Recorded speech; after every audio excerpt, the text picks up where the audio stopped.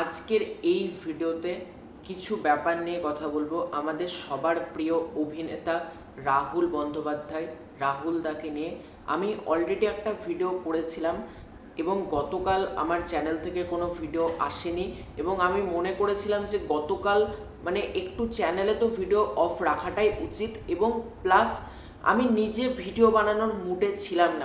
একটা ভিডিও বানাতে গেলে আমাকেও তো কিছু প্রিকশনস নিতে হয় যে এভাবে এটা বলবো।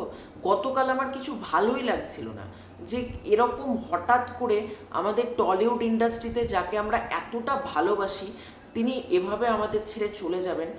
পুরো মনে হচ্ছে নিজের কোনো মানুষকে আমরা হারিয়ে ফেললাম। আমার ব্যক্তিগতভাবে এই ফিলিংসটাই হচ্ছে। তো রাহুল দাকে নিয়ে যেটা বলবো সেটা হচ্ছে রাহুল দা তো আমাদের ছেড়ে চলে গেল। গোটা ইউটিউব কমিউনিটির আমি মনে হয় একমাত্র ইউটিউবার যে গতকাল কোনো ভিডিও করিনি। আমি বুঝতে পারলাম না, আমি এটুকু অন্তত প্রতিটা আমার কমিউনিটির মানুষের কাছ থেকে আশা করেছিলাম বা বাদবাকি যারা রয়েছে যে অ্যাটলিস্ট তারা একটা দিন ভিডিও স্টপ রাখতে পারে, বাট তাদের মধ্যে কেউই কিন্তু গতকাল ভিডিও বন্ধ রাখিনি। একমাত্র আমিই করেছি। এদিকে আমার চ্যানেলই হচ্ছে সব থেকে ছোট চ্যানেল, একেবারে ছোট, কিছু নেই যে চ্যানেলটার। আর বাদ বাকি বড় বড় চ্যানেল তারা কিন্তু একদিনও নিজেদের টাকা কামানোটা বন্ধ রাখতে পারলো না। কি হয়েছে? একদিন যদি দেবকে নিয়ে বা জিতকে নিয়ে বা শাকিব খানকে নিয়ে কথা না বলি কি হয়েছে? খেতে পাবো না? না কি হবে? উল্টে প্রত্যেকে টলিউডে যা রয়েছে না তারাও প্রচণ্ড খুশি হবে যে এই ইউটিউবারগুলো অ্যাটলিস্ট কিছুটা মানুষকে তো রেসপেক্ট করতে পারে। আমার খুব খারাপ লাগলো যে মানুষ এতটা নিচ কি করে হয়ে যেতে পারে যে রাহুল দার মতন এত বড় মাপের অভিনেতা তার এভাবে চলে যাওয়ার পরেও মানুষ লাফিয়ে লাফিয়ে ভিডিও করছে। দেব এই রেকর্ড ভেঙে দিল, শাকিব খান এই করলো, জিদ্দা এই করলো। ছি, এটা তাদের কাছ থেকে আনএক্সপেক্টেড। এত বড় বড় মানুষ প্রত্যেকেই দাঁত বের করে হ্যাঁ হ্যাঁ করে এগুলো করছে। ছি, কিছু বলার নেই। কিন্তু কিছু মিডিয়া এতটা নিজেদেরকে নীচ প্রমাণিত করলো, সেটা সত্যি প্রচণ্ড অন্যায়। রাহুল দা মৃত্যু ঘটেছে এবং সেই সময়কার কিছু ফুটেজ বা অডিয়েন্সদেরকে আপডেট করার জন্য কিছু কিছু ফুটেজ দরকার, সেগুলো তারা দেখাচ্ছে, ঠিক আছে। কিন্তু এই যে রাহুল দার মৃতদেহ এটা যে সার্কুলেট করানো হলো, এটা কি ঠিক কাজ হলো? এই জিনিসটা তো চরম অন্যায়। কারণ রাহুল দাকে আমরা যেভাবে দেখেছি, রাহুল দা একটা হাসি খুশি প্রাণোচ্ছল একটা মানুষ এবং রাহুল দা তো এটা চলে যাওয়ার বয়স না, 42 বছর, এটা কখনোই চলে যাওয়ার বয়স না। এবার সেই মানুষটাকে আমরা হাসি খুশিভাবে দেখেছি, এবার সেই মানুষটার এরকম ছবি আমি রীতিমতো নট ইন্টারেস্ট করতে করতে গিয়েছি। আমি দেখতে চাইনি ছবিটা। যে পরিমাণ ফেসবুকে সার্কুলেট করানো হলো, আমার মতে এটা খুব অন্যায় কাজ হয়েছে। $2 কম কামানো যেতে পারত। আর পরবর্তীতে যে কথাটা বলবো, এই যে কিছু মিডিয়া এই ব্যাপারটা করলো, ঠিক আছে, গতকাল আমি রাত্রিবেলাতে একটা জিনিস দেখলাম, বিভিন্ন ইউটিউব চ্যানেল থেকে একটা জিনিস পোস্ট করা হচ্ছে, বাবার অস্থি হাতে বিসর্জন দিতে প্রিয়াঙ্কার সাথে ছেলে সহজ গেল, এরকম একটা পোস্ট। এটা পোস্ট করার মতন জিনিস?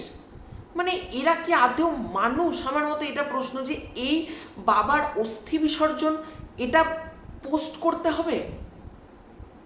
ছি, এর থেকে নির্লজ্জতম নোংরা ঘটনা আর আমি জীবনে দেখিনি। যে মানুষের মৃত্যুর শেষ পর্যায়ে শেষ মুহূর্তটাও আপলোড করতে হবে। পারলে তো আমার মনে হয় এরা চুল্লিতে ঢুকে ওই চুল্লিতে কিভাবে দাহ হচ্ছে সেটাও তো ডাইরেক্ট দেখাবে। আমার এটা তাই মনে হয় যে এইসব ছোট লোক মিডিয়াগুলোকে যদি ঢোকানো হয় শ্মশানের ভিতর, ওরা চুল্লিতে কিভাবে মৃতদেহটা দাহ হচ্ছে তারও ডাইরেক্ট লাইভ চালাবে, দিয়ে বলবে দেখুন কিভাবে দাহ হচ্ছে। এদের মতন ছোট লোককে আর কিছু বলার নেই। যারা এগুলো গতকালকে পোস্ট করেছে খুবই অন্যায়, খুবই। আর তারপর যে কথাটা বলবো সেটা হচ্ছে, আমাদের বাংলাতে তথাকথিত কিছু মানুষ রয়েছে, তাদেরকে আমি মানুষ বলে মনে করি না। আমার নিজের কথা বললাম, যারা রাহুল দার মৃত্যুতে পলিটিক্যাল আইডিওলজি খুঁজে হাসাহাসি করছে, উল্লাস করছে, তথাকথিত একটা রাজনৈতিক দল করছে। আমি এখানে রাজনৈতিক দলের নাম বা সেই দলের সবাই খারাপ এটা আমি বলবো না, তবে কিছু কিছু ব্রেনলেস রয়েছে বা কিছু কিছু সাইকো জম্বি টাইপের মানুষ রয়েছে না, যারা মানুষের মৃত্যুতেও হাসতে পারে। আমি এরকম জিনিসও দেখেছি, রাহুল দার ক্ষেত্রে বলবো না, কোনো ধর্মের কোনো একটা মানুষ মারা গেল, হো হো করে হেসে দিলাম। এরা রীতিমতো সাইকোপ্যাথ রয়েছে, এদের মাথার প্রচণ্ড সমস্যা রয়েছে।